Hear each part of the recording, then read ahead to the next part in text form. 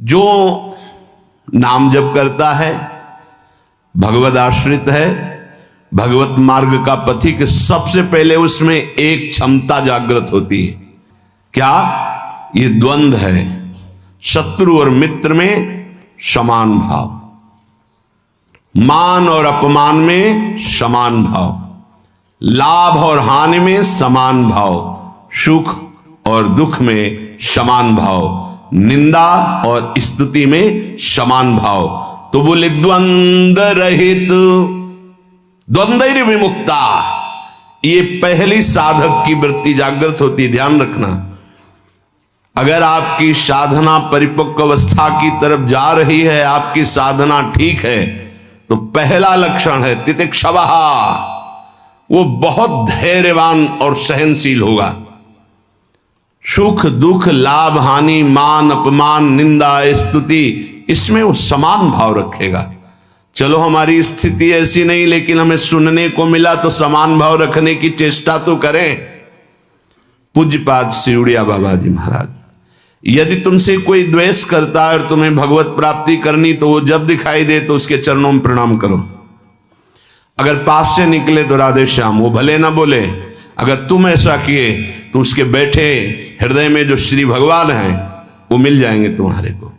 अगर तुम्हारी दृष्टि दोषयुक्त हुई तो कर लो भजन, जब तक वो नहीं मिटाओगे तब तक भगवत प्राप्ति नहीं होगी। हरिवंश नाम लीन जे अजात शत्रुते सदा, ये शुद्ध परमार्थ अध्यात्म की चर्चा है। यहां व्यवहार को भी अध्यात्म बनाया जाता है। प्रयत्न करो सहने का, मिटाने का। क्या गाली दे रहा है कोई, श्रवणेंद्रिय ने सुना, मन में जाके दाह पैदा है, ये नहीं, मेरे भगवान अपने समीप मुझे ऊंचाई देना चाहते हैं, प्रेम की ऊंचाई, ज्ञान की ऊंचाई, इसलिए ये कटु वचन बुलवा रहे हैं, मुझे सहन करना है। राधा राधा राधा, आगे निकल गए।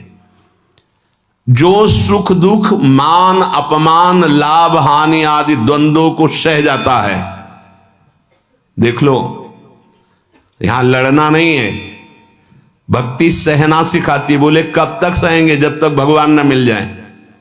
बोले वो तो बहुत ही दुष्ट हो जाएगा, अगर हर बार सहेंगे तो अगली बार और बढ़ के आएगा। कदापि नहीं। जो अपराध भक्त कर करे राम रोष पावक सो जरे, तुम सहो आग उधर लग जाएगी। उमा क्षमा सापौते भारी, अपने कर्म जाय अपकारी। तुम अपने को बचाओ, मालिक देख रहा है, वो ऐसा हिसाब करेगा। एक नवयुवक था जिसकी देखो हंसी उड़ाता था, बहुत परेशान करता था। एक भगत जी निकले उनके छेद, तो दाढ़ी मुच्छ को लेकर बहुत उपहास किया। 2 रुपए निकाले, दिए। उसको लगा पीछे आ रहे थे आर्मी के, फिर उनका उपहास गिरा के 10-5 ला तो थप्पड़ मारे ना, वो जो 2 रुपए दिए थे ना, हिसाब हो गया। अब दोबारा उस गली में नहीं खड़ा हुआ वो। राम रोष पावक सोजरी, तुम जाओ झुक के। वो आ रहा है झुकाने वाला, किसी रूप में रौंद के रख देगा उसको, क्योंकि उसका स्वभाव ऐसी जगह हाथ डालेगा जहां हाथ जल जाएगा। ये ना सोचो कि अगर हम 10 बार सह गए तो 11वीं बार वो फिर बोलेगा, बोलने लायक नहीं रहेगा। जो अपराध भक्त कर करे राम रोष पावक सोजरी, तुम्हारा कर्तव्य सहन करना और मालिक का कर्तव्य हिसाब करना। एक साधु जा रहे थे, गंगा किनारे भ्रमण कर रहे थे, तो छड़ी रखते, सोटा लंगोटा लोटा ये साधु के पास रहता है, तो सोटा लिए हुए थे और अपनी मस्ती में जा रहे थे। ऐसे पीछे धोबी कपड़ा धो धो के ऐसे सब फैलाए हुए था सूखने के लिए। उसने देखा इतनी मेहनत से तो हम धो रहे, और बाबा जी रौंदता चला जा रहा है, तो जिससे धोआ वो पीटने वाला डंडा वही दौड़ा लेके रुक्मिणी जी के पास भगवान बैठे, विनोद तत्काल सुदर्शन चक्र, फिर ऐसे शांत हो गए। तो रुक्मिणी जी ने कहा, प्रभु जरूर ये स्थिति किसी भक्त पर संकट आने पे होती है, रुक क्यों गए? बोले उसके पास लाठी थी, उसने हिसाब कर दिया। 2-3 डंडे बाबा जी ने मारे, 2-4 डंडे धोबी ने मारे, तो दोनों धोबी है, इसीलिए मट गए। हाँ, अगर वो सर झुका देता तो वहां द्वारिकाधीश का सुदर्शन चक्र सेकंड के कम हिस्से में उपस्थित हो जाता। सर्वव्यापी तत्व हैं भगवान के पार्षद। जैसे नारायण निकला और वही हरि पार्षद प्रकट हो गए। आप अगर डंडे चलाओगे ना तो हिसाब किताब आपका भारी पड़ जाएगा। अगर आपने सर झुका दिया तो वो हर समय तुम्हें देख रहा है। कोई क्षण ऐसा नहीं है, कोई जगह ऐसी नहीं जहां उसके नेत्र ना हो। हाँ, विश्व तच्चक्षुर, पूरे विश्व में उसके नेत्र विराजमान हैं। सहना सीखो। यदि आगे बढ़ना है तो सहना सीखो। हमारी बात मान लेना। अगर मान लोगे तो जान जाओगे कि इसका रहस्य क्या है। जो सह गया सो भगवान को प्राप्त हो गया। जितना सहोगे उतने महान बनते चले जाओगे। ये शिक्षा हमको एक शराबी ने दी थी। वैकुंठ धाम ब्रह्मावर्त बिठोर ले गया। एकांत में ठाकुर जी के श्री विग्रह को दिखाया और नीचे के संगमरमर को दिखाया और कहा देखो यही संगमरमर तिल तिल काटा गया, टूटा नहीं तो आज भगवान बन करके आरती होती है। ए बाबा जी बना टूटना नहीं, चाहे जितना कष्ट आवे। सहनशीलता, सहनशील, आशय, उदार, धीरज सहित विवेकी, विवेकवान, धैर्यवान, सहनशील महात्मा होता है। चाहे गृहस्थ हो या विरक्त हो, भगवत मार्ग का पथिक ये नाना प्रकार की कुचेष्टाएं करने पर दुखी या व्यथित होकर कुचेष्टा नहीं कर बैठता है। द्वंद्व रहित। आगे गतमान, ये जो अभिमान और ममता सर्वनाश कर देती है। भगवत मार्ग का उपासक उस अभिमान का सर्वनाश कर देता है। नहीं, किसी भी बात का अभिमान नहीं। सच्ची कहते हैं जिस क्षण प्रभु बुलवाना ना चाहे तो एक शब्द भी नहीं आता हृदय में। कई बार हृदय से एकदम आते शून्य, खाली। अब न कोई प्रश्न का उत्तर है, न कोई प्रश्न है, न कोई वार्ता है। वो दे रहे हैं तो हो रही है, और वो ना दे तो का बोलने की हिम्मत नहीं है। शब्द और शास्त्र ज्ञान और व्याख्या तो अलग जाने दो, वही बुलवा रहे, वही सत्य चेष्टा करा रहे। ये सतमार्ग पहाड़ पे चलना है, ये हमारे चढ़ने की योग्यता नहीं। पर वो वाचालम बना देते हैं, मूक को पंगु से पहाड़ चढ़ा देते हैं। सांप का छोटा बच्चा गरुड़ को पछाड़ दे, राम कृपा हो जाए, हाँ तो लघु ब्याल गरुड़ को खा जाए, ऐसी सामर्थ्य पैदा कर दें भगवान। सब कुछ भगवान की सामर्थ्य से सत मार्ग का होता है। सब कुछ हमारे अहंकार से असत मार्ग का होता है। अहंकार त्यागी, सत मार्ग का अनुरागी। अहंकार युक्त तो कहेगा जरूर भगवान की सामर्थ्य से हो रहा है, पर अहंकार वासनाओं का खेल खिला के पाप करेगा। तो कह रहे गतमान, ये भगवान को अधीन करने वाली आगे बात कह रहे हैं कि सुख निधान भगवान तुम्हारे अधीन क्यों नहीं हो जाएंगे यदि ऐसा करोगे। पहला, मान अपमान, दुख सुख, लाभ हानि में समान भाव। दूसरा, मान को स्वीकार मत करो। ये देहाभिमानी पुरुषों के द्वारा किया हुआ प्रणाम नमस्कार, ये देहाभिमान को पुष्ट करने वाली अविद्या की एक नई चाल है। उनके हृदय में विराजमान सच्चिदानंद भगवान को देखते हुए इसे विनोद में उड़ा दो। विनोद में, मैं जान रहा हूं प्रभु, अब नहीं फंसेंगे, गुरु कृपा हो गई। आपका ये प्रणाम नमस्कार फांस नहीं सकता, नाथ आप तो हमारे स्वामी हो। अब नहीं, लाखों प्रणाम दंडवत हो रही, लेकिन नहीं, वो तुम्हारी प्रणाम दंडवत नहीं हो रही, वो तुम्हें फंसाया जा रहा है। आखिरी खाई है यश कीर्ति मान। नहीं, हे सच्चिदानंद गुरुदेव, आप सब रूपों में काहे को मजाक कर रहे हो प्रभु, आप ही तो विराजमान हो नाथ, कोई नहीं फंसा पाएगा। अब हम तो बड़े भजनानंदी, हमारा बड़ा नाम हो रहा है, प्रणाम नमस्कार हो रहा, तो आगे है खाई, उसमें मुंह भरा गिर जाओ, निकल नहीं पाओगे। जैसे कंचन की खाई, कामिनी की खाई, ऐसे कीर्ति की खाई। तो गत मान, सबहि मान प्रद आपमानी, सबके चरणों में बंधन भक्ति, मेरे नाथ इन सब रूपों में विराजमान।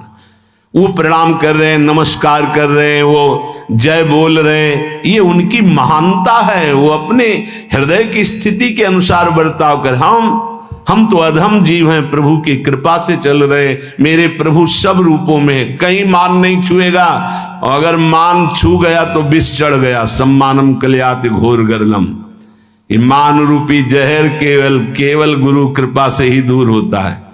एक ही जगह इस मान की धुलाई होती, दूसरी जगह नहीं। और दूसरी जगह तो आप जहां भी जाओगे वैष्णव चिन्ह देख के सम्मान होगा। एक है घाट, गुरु घाट, जिनमें इसकी धुलाई होती है, वहां कोई भी तुम्हारी चतुराई नहीं चलेगी, कोई भी गुण नहीं चलेगा, कोई भी प्रभाव नहीं चलेगा। वहां धुल के रख देते हैं इस मान को। और जहां मान धुला और दैन्यता आई तो हरि कंठ लगा लेते हैं, भगवान उसे अपने समीप रख लेते हैं। बलिहारी गुरु आपने, जिन्होंने मान को मिटिया मेट कर दिया। बलिहारी कभी नहीं सुधरता है मान का स्वभाव। ये गुरुदेव, इसीलिए गुरुदेव के हाथ का खिलौना कोई बिरला ही बनता है। अहंकार के हाथ के खिलौने तो सब बने हुए, जैसी चाबी भरता है अहंकार वैसे ही खेल हो रहे, लेकिन कोई गुरुदेव के हाथ का खिलौना विशेष लाडला होता है। भर दी चाबी, अब उसके हृदय में खेल चल रहा है निकुंज का। मान का त्याग करा करके दैन्यता का भाव प्रकाशित करना, ये प्रेमी महापुरुष सदगुरुदेव की कृपा से होता है। गत मान, आगे ज्ञान रथ। ज्ञान किस बात का? एक क्षण भी प्रभु का स्मरण न छूटे, इससे बड़ा कोई ज्ञान नहीं। बात पकड़ लो। तुम्हें कुछ आता हो या ना आता हो, बस राम कृष्ण हरि राधा राधा बोलना आता है, इससे बड़ा कोई ज्ञान नहीं है। ये भगवत स्मृति है। यस्य स्मरण मात्रेण जन्म संसार बंधनात् विमुच्यते, नमस्तस्मै विष्णुवे प्रभु विष्णुवे। जिनका स्मरण मात्र जन्म मरण बंधन से मुक्त कर देता है। राधा राधा कृष्ण कृष्ण। ज्ञान रथ। जब आप नाम जप करेंगे तो स्वाभाविक, सच्ची मानिएगा, इस शरीर से प्यार खत्म हो जाता है। ये बहुत व्यवस्थित भगवान की कृपा से चलता है, पर इससे राग नहीं रहता। पुराने कपड़े से जैसे तुम्हारा कोई राग नहीं रहता, फेंक देते हो कूड़ा में, ऐसे ही इस शरीर से ज्ञान रत उपासक को कोई संबंध नहीं रहता। बिल्कुल समझ लेना। जैसे कबाड़ में पड़ी हुई गाड़ी से ध्यान आएगा, ऐसे गया, पर आपकी रति नहीं होगी क्योंकि बेकार हो गई है। ऐसे हर समय उपासक की दृष्टि में गाड़ी, ये जो पांच भौतिक गाड़ी, ये केवल भगवत प्राप्ति के लिए है। अगर ज्ञान प्रकट हो गया तो इससे कोई रति नहीं रहती, इससे कोई अपना शरीर का राग मिट जाना ही सब ज्ञान है। भगवान नाम में रुचि हो जाना ही सब ज्ञान है। बस दो बात समझ लो, जितना इससे तुम प्रेम करोगे उतना ही पापाचरण होगा, और जितना नाम से प्रेम करोगे उतना ही इससे वैराग्य होगा, और आप दिव्य उन्नति को प्राप्त हो जाएंगे। ज्ञान रथ, सच्चा ज्ञान। मैं भगवत स्वरूप हूं, ये मैं शब्द अंतःकरण से निकलता है। बस स्वरूप हूं है, मैं के साथ हूं है नहीं तो स्वरूप, बस स्वरूप। मैं स्वरूप हूं, ये अंतःकरण धर्म से निकल रहा है, और केवल है स्वरूप, ये है। वहां कोई और शब्द नहीं जुड़ता, न मैं न हूं, वो है, वही है, वो भी खत्म, केवल है। यह है पूर्णता, ज्ञान की पूर्णता, भक्ति की पूर्णता है। कौन? गोविंद, गुरुदेव, किशोरी जी है। बिरत खटाई नाना कस। जैसे कुछ धातुएं होती हैं, उनमें खटाई डालते तो बहुत जहरीली हो जाती है, ऐसे ही उपासक को हर भोग दिखाई देता जहरीला। ब्रह्मादिक के भोग सब विषम लागताई। तो कहे फिर सुख क्या उसको मिलता होगा? गांव में जब गुड़ बनाया जाता है तो ऊपर का जो फेन निकलता है ना, गांव के जो गरीब लड़के होते हैं दौड़ के वो चाटते हैं, बड़ा मीठा अच्छा लगता है। कहीं उनको रबड़ी मिल जाए तो उसकी तरफ देखेंगे क्या? नहीं देखेंगे, क्योंकि अब उससे बहुत कई गुना बढ़कर के आनंददायक वो रबड़ी मिल गई। जैसे निर्मल विशाल मृदु जल का जलाशय मिल जाए तो छोटे छोटे गंदे गड्ढों की याद नहीं आती, ऐसे सच्चिदानंद भगवान का सुख स्फुरित होता है जब ते गंदे विषय विष की तरह दिखाई देते। ब्रह्मादिक के भोग सब विषम लागता है। तो बोले उस उपासक के हृदय में इतना वैराग्य हो जाता है जैसे वमन, खाने का मन नहीं होगा, विष्ठावत मलवत त्याग, मल त्याग के बाद कोई अहंकार नहीं होता, अर्थात वो त्यागी भी है और अहंकार का त्यागी है। जैसे इसमें कहा बीरत खटाई नाना कस, जैसे काश आदि जो पात्र हैं इनमें खटाई पड़ जाए तो बहुत जहरीली हो जाती है। बोले ऐसे ही सारे विषय उसे जहरवत दिखाई देते हैं। इसीलिए जो विषय प्रिय लग रहे हैं उनसे पिंड छुटाना हो तो भगवान को अर्पित करके भोग लगा के पाओ। गंदे विषय भगवान को भोग लगाए नहीं जाते। अगर कोई भी प्रिय पदार्थ है आपका कि ये तो हमें बहुत पसंद है, तो उससे पहले 20 मिनट प्रभु को भोग लगाओ और थोड़ा प्रसाद लेके बांट दो। कोई और ना हो तो पशु पक्षियों को बांट दो, राग खत्म हो जाएगा, पक्का राग खत्म हो जाएगा। ये गुरुजनों के अनुभव की बात है। कुछ ऐसे पदार्थ होते हैं, पूज्य राधा बाबा भाई जी से कहा कि सब ठीक है आपकी कृपा से, पर मिठाई देखते ही प्रियता बढ़ जाती, तो क्या अभी हमारा राग है मिठाई में? भाई जी हर समय बाबा की मनोवृत्तियों को देखने वाले महापुरुष, तो उनका नहीं, तुम्हारी स्थिति में मिठाई का राग नहीं है, ये स्वभाववश शरीर की आवश्यकतावश पूर्व अभ्यास रहा है। तो ऐसा हो जाता है कि जैसे सब पदार्थ रखा है, जो प्रिय है उसे उठा लिया और पाने लगे, उसका कोई राग नहीं है, स्वभाववश तुम्हारे शरीर को आवश्यकता है तो स्वभाव बन चुका है, पर राग नहीं है। पर अपने लोगों की स्थिति नहीं है, अपने लोगों का राग है। हमें जो राग है सच्ची मानो गुरुजनों की आज्ञा पे चले तो नष्ट हो जाएगा। जो प्रिय से प्रिय वस्तु लगे 20 मिनट भोग लगाना, दिखाना नहीं केवल, क्योंकि होगा ना कि गरम गरम पकौड़ा और चटनी और सब दिखा लो तो श्री जी को पालो, नहीं, रसेंद्री को नहीं, श्री जी को पवाओ और इसके बाद एक पकौड़ा चटनी आप लो, बका दूसरे को दे दो, आप अपना पेट भरो रोटी से।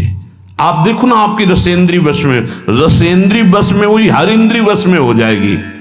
यहां कह रहे बीरत खटाई नाना कस, ये नाना प्रकार के भोग भोगते समय बहुत व्यतीत हो गया। उस उपासक को ये विश्वत नजर आते हैं जिसको भगवत प्राप्ति की चाह होती। तो बोले सुख निधान सुजान कौशलपति हुए प्रसन्न, कहू क्यों न होई बस। यदि ऐसे चलोगे तो भगवान बिना बुलाए आपके पास आ जाएंगे। कैसे? द्वंद्व रहित, मान अपमान निंदा स्तुति समान भाव से सह जाओ। गतमान, कोई सम्मान करे स्वीकार मत करो, उसके भोक्ता मत बनो। ज्ञानरत, ये शरीर नष्ट हो जाएगा, तुम अविनाशी हो। विषय विरत खटाई नाना कस, जितने भोग हैं इनमें कोई सुख नहीं है। और फिर जैसे देह गे से प्यार करते ऐसे प्रभु से प्यार करने लगे। तो कह रहे प्रभु अपने आप आपके अधीन हो जाएंगे। सर्वभूत हित निर्व्यलीक चित, भगति प्रेम दृढ़ नेम एक रस। तुलसीदास यह होई तबहि जब, द्रवे ईश जेहि हतो शीस दस। भगवान जिसको अपना बनाना चाहते हैं तो उसके हृदय में एक बात प्रकट होने लगती है, कैसे सबको सुख पहुंचाऊं। सर्वभूत हित, ये बात, ये लक्षण है भक्त का। हमारे अंदर भक्ति आई, इसका लक्षण किसी को भी दुखी देख के मन कैसे इसको सुख पहुंचाऊं। भले हम कुछ नहीं कर पा रहे, लेकिन सर्वभूत हिते रताहा हमारे हृदय में आ गया, कैसे इसको सुख पहुंचाऊं। गोस्वामी जी ने संत हृदय की महिमा का वर्णन करना प्रारंभ किया तो लगा जैसे मक्खन कोमल होता है ऐसे संतों का हृदय कोमल होता है। तो लिखा संत हृदय नवनीत समाना, पर विचार किया है तो दोष हो गया। मक्खन तभी पिघलता है जब उसमें स्वयं ताप लगे। फिर तो संत की हृदय की बात गलत हो गई। अगर स्वयं के दुख में हृदय द्रवित होता है तो सबका होता है। ये मक्खन का उदाहरण तो ठीक नहीं बैठा। तो आगे तुरंत लिखा, कहा कविन पर कहीं न जाना, निज परिताप द्रवई नवनीता, पर दुख द्रवहि सो संत पुनीता। संतों का हृदय मक्खन जैसा होता है, कवियों ने कहा, पर ठीक नहीं बैठा। क्योंकि मक्खन को स्वयं जब ताप लगता है तब पिघलता है, लेकिन संत तो दूसरे के दुख को देख करके द्रवित हो जाते हैं। सर्वभूत हित, जो समस्त भूतों का मंगल सोचता है, तो आनंद घन चतुर शिरोमणि भगवान उस पर प्रसन्न हो जाते हैं। उसके हृदय में निर्विकारता प्रकाशित हो जाती है। उसका चित्त एक रस सच्चिदानंद सुख में निमग्न हो जाता है। तुलसीदास जी कहते हैं, ये सौभाग्य उसी को मिलता है 10 शीश का हनन करने वाले भगवान जिस समय जिस जीव पर कृपाल होते हैं तो सत्संग मिलता है, और सत्संग से ये सब प्राप्त हो जाता है। अगर हमें नाम ऐसा प्रिय लगने लगे तो सब लक्षण आ जाएंगे। भगवान से भी बढ़कर के भगवान का नाम। ये शाम के कल बहुत इसका चिंतन होता रहा, बार बार हृदय आह्लादित होता था कि गजब की निष्ठा, नाम की गजब की निष्ठा। ध्यान पूर्वक सुनिए, हर शिकायत खत्म हो जाएगी।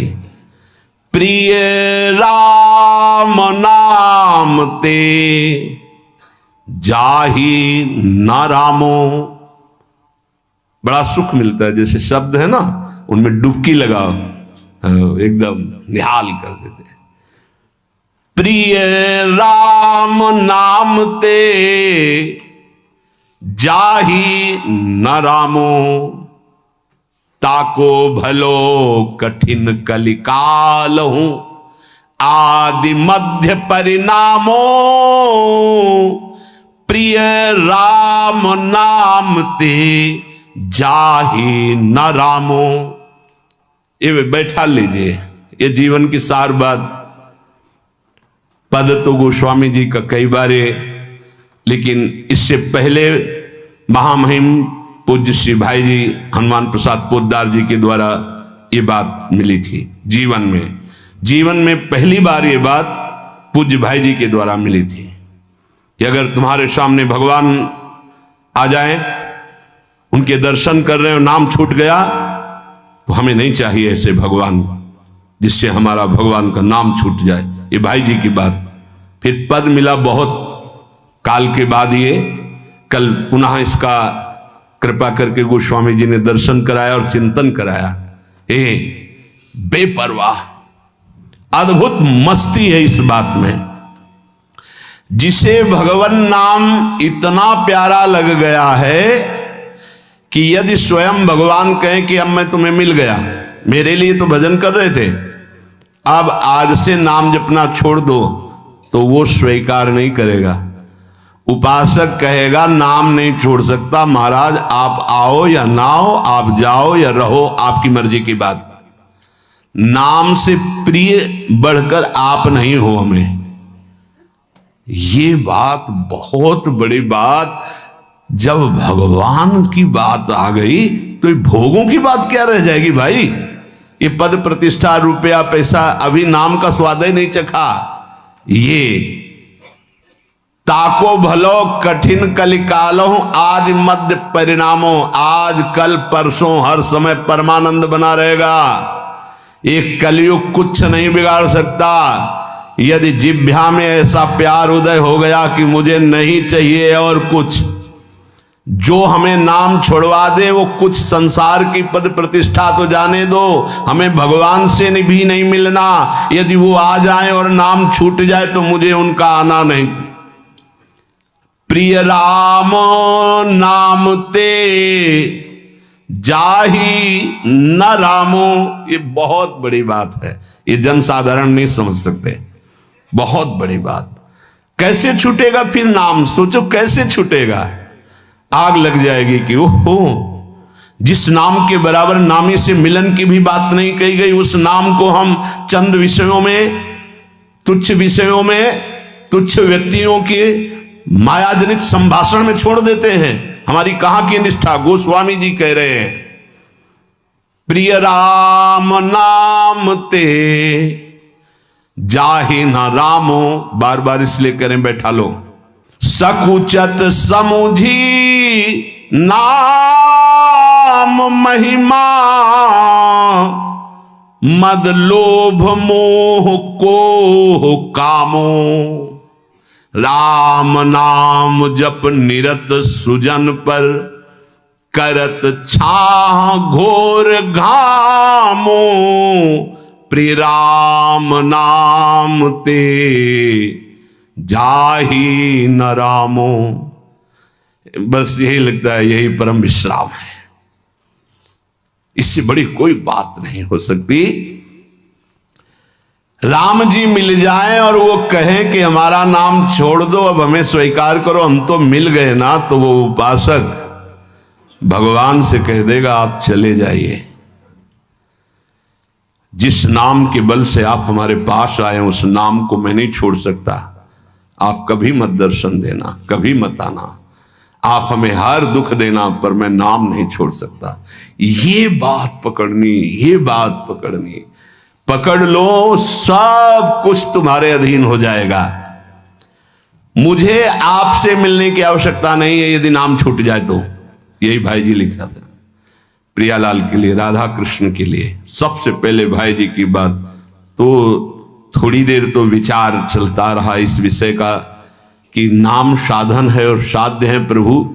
जब प्रभु को हम देख रहे हैं तो नाम भूल गए तो कौन सी बड़ी बात है, क्योंकि नाम का फल तो प्रभु ही थे ना। उस समय समझ में नहीं आया, बाद में समझ में आया उन्हीं महापुरुषों की कृपा से, जो आज गोस्वामी जी कह रहे हैं कि यदि कोई कहे कि तुम्हें राम मिल जाएंगे, या राम जी ही कहें कि मैं मिल जाऊंगा, मेरा नाम छोड़ दो, तो उपासक का हृदय कहेगा, नाम जापक का, कि यदि आपके मिलने से नाम छूट जाता है तो आप कभी हमसे मत मिलिए। मुझे आवश्यकता नहीं आपसे मिलने की। यदि मेरा गुरु प्रदत्त नाम छूट जाए तो आपके मिलने की आवश्यकता नहीं। उसका नाम ऐसे चलता है हृदय में, श्वास में, जिह्वा में, रोम रोम में। ऐसा अपार प्रेम उसके हृदय में प्रकट होता है, ऐसी मतवाली मस्ती होती है कि भगवान उसे कभी छोड़ ही नहीं सकते। इस कराल कलिकाल में आदि, प्रारंभ, मध्य और अंत, कभी किसी का कल्याण हुआ है या हो रहा है या होगा तो ऐसे नाम प्रेमी का होगा। ये आदि मध्य परिणामों। अगर नाम जब चल रहा है तो जो पीछे महापुरुष हुए हैं, जो अब हैं, जो आगे होंगे, वो नाम के प्रभाव से ही है। नाम की महिमा इतनी अपार है, ध्यान दीजिए। अभिमान, लोभ, अज्ञान, क्रोध, काम, ये उसके हृदय में ही नहीं रह जाते जिसके निरंतर नाम चलने लगता है। ये सब सकुचा कर भाग जाते हैं। जैसे किसी महान बलशाली को देखकर छोटे मोटे योद्धा गर्दन झुका के भाग जाते हैं। ये काम आदि दोष उन्हीं को परेशान करते हैं जिनके नाम नहीं चल रहा। सच्ची मानिए, मान लीजिए, विश्वास कर लीजिए, बहुत बड़े लाभ की बात है नाम। सामने ही ये सर ऊंचा नहीं कर सकते। कौन? बोले नाम महिमा का ऐसा प्रभाव, मद, अभिमान, लोभ, भोगों का, पैसे का, पद का, मोह, परिवार का, क्रोध, नाना प्रकार की प्रतिकूलताओं से प्रकट होता है, और काम, ये गर्दन झुका के भाग जाएंगे यदि तुम्हारे निरंतर नाम चल रहा है। वो हम ये छोड़ नहीं पाते, हम नहीं छोड़ पाओगे। ये भगवत शक्ति से संपन्न योद्धा हैं। नाम नाम चल रहा है, भाग जाएंगे। नई अवस्था ठाकुर हरिदास जी की, बस नाम चल रहा है। 3 दिन प्रयासरत रही, स्वयं भक्त बन गई, उनके हृदय में कोई फर्क नहीं पड़ा। क्यों? क्योंकि नाम चल रहा है। जो नाम जप करता है, बहुत महिमा की बात कह रहे, राम नाम जप निरत सुजन पर करत छाह घोर घामो। घोर धूप में भी वो धूप छाह से भी बढ़कर शीतल बन जाएगी नाम जापक को। अर्थात घोर विपत्ति, घोर प्रतिकूलता उसके लिए भारी अनुकूलता और मंगल बन जाएगी, जिसकी जिह्वा पे नाम चल रहा है। यदि कोई कहे कि हमने नाम के प्रभाव से पत्थर में कमल उदित होते देखा है, तो आश्चर्य मत मान लेना, बहुत छोटी बात है। ये कह रहे हैं नाम प्रभाव सही जो कहे को शिला सरो रूह जामो। जो सुन सुमिरी भाग भाजन भई सुकृत शील भील भामो। यदि कोई तुम्हें ऐसा कह दे कि हमने देखा है पत्थर में कमल खिल गया, असंभव, तो तुम मान लेना कि वो नाम जापक है, ऐसा हो सकता है। नाम जापक कुछ भी कर सकता है, क्योंकि नाम में कर तुम अकर तुम अन्यथा सब सामर्थ्य विराजमान। जो बिल्कुल नहीं हो सकता वो भी हो सकता है, अन्यथा कर तुम। जैसे जहां सुई का धागा जाना छेद में बहुत कठिन होता है सुई के, वहां से अनंत ब्रह्मांड भगवान पार कर सकते हैं, और उन भगवान को अधीन करने वाला नाम है, सब ठीक हो जाएगा।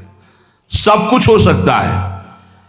नाम की महिमा समझ करके ये तुम्हारे काम क्रोध लोभ मोह मद मत्सर्य सकुचा कर भाग जाएंगे, सामने नहीं आएंगे। भारी से भारी प्रतिकूलता दुख तुम्हारे लिए आनंद प्रदान करने वाली बन जाएगी, यदि आप नाम जप कर रहे हो। महान दुख सुख बनकर तुम्हारे को कभी छोड़ेंगे ही नहीं।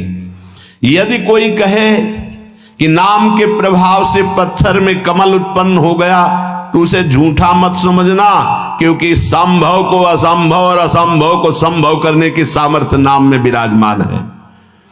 जिस नाम का स्मरण करके भीलनी जगत बंदनी सबरी जी हो गई और भगवान उनके जूठे बेर खाए, तुम्हें विश्वास नहीं है? उस नाम पर परम भाग्यवती पुण्यमयी ब्रह्म ऋषियों से भी पूजनीय माता सबरी हो गई। और ऐसे जो सीधा राम राम नहीं बोल पा रहे थे, मरा मरा मरा मा, वो भगवान के अवतार के पहले भगवान की लीला लिखने की योग्यता प्राप्त कर ली। जो अपने भाव से भगवान नारायण नहीं पुकार रहा था, अपने पुत्र को पुकार रहा था, उसे परम पद प्राप्त हो गया। इसलिए उल्टा कुभाव से, किसी संबंध से, कैसे भी जिसने भगवान के नाम का उच्चारण किया उसका मंगल ही मंगल है।